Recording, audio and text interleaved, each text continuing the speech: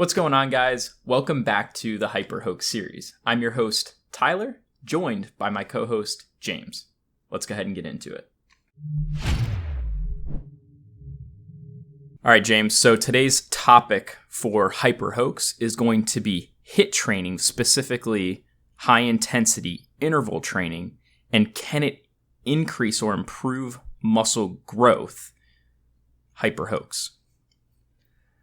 So I'm not going to lie, you kind of threw me off a little bit with this one at first, Tyler, but I'm going to go with hoax, and I'll explain why. So when you were talking, though, about muscle growth, I think that's definitely a hoax. So let's hear your opinion, then I'll kind of give you my thoughts. So, again, I'm going to say hoax. There's caveats. Can you quite literally increase muscle growth with high-intensity interval training? I think it's absolutely possible. It depends. Right? The right stimulus, the right training volume, the whole nine. Could you technically improve muscle mass? Yes. But I do not think that its main intention was to improve muscle mass. I don't think high-intensity interval training is meant for that purpose. I think you do something different for that.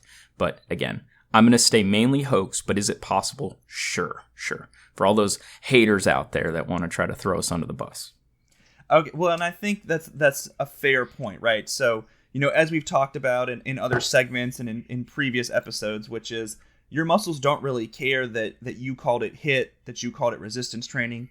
The only thing your muscles recognize is that there's a stimulus. And so if you're doing this interval training with some kind of resistance, and so the first thing that pops into my mind is that one of the easiest ways to do these intervals is, for example, on a rower. And so if I can increase the resistance on the flywheel, right, by changing the airflow to the rower, then when I'm doing my short burst of output, my 30 seconds, again, that's under pretty significant resistance. Again, my muscles don't care that I was, getting, quote unquote, a cardiovascular stimulus.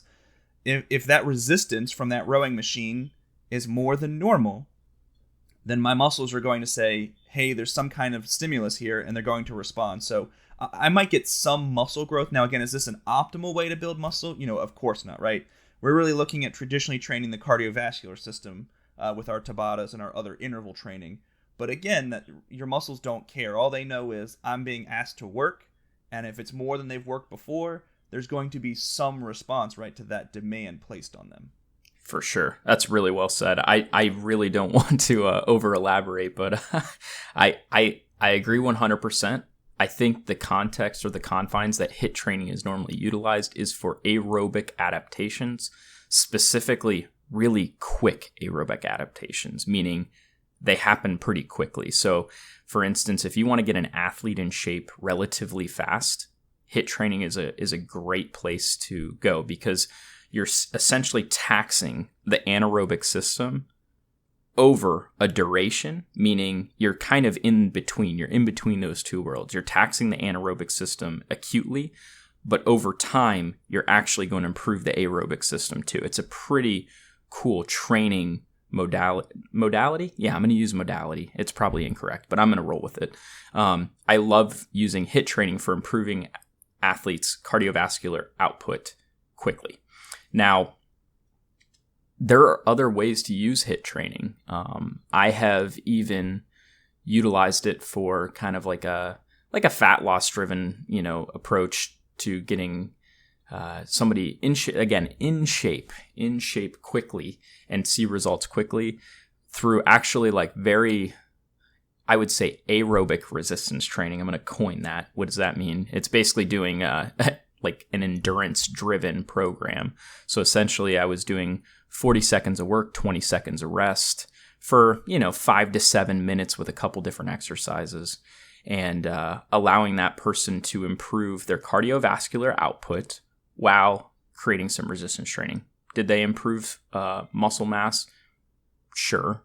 But again, would they have improved muscle mass as much as a specific program for resistance training that gave optimal rest breaks, that really promoted training relatively again within 2 to 3 reps of failure to stimulate muscle growth?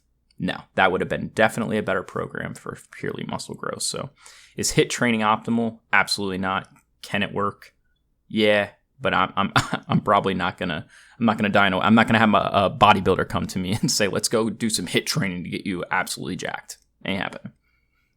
Exactly, right. And so, I think you bring up a great point, though, and we've kind of seen this rise in the fitness industry. And I think it's good because it exposes other people to, or the general population to some of these training techniques. But, you've kind of seen the rise of these quote unquote strongman medleys, which have now kind of become a more toned down workout from the true strongman medleys. But again, these kind of loaded carries, these farmer's walks, these sled drags, these sled pulls, where again, you've got some kind of load or resistance, but predominantly because of the time duration or the intensity, we're really looking at a cardiovascular response.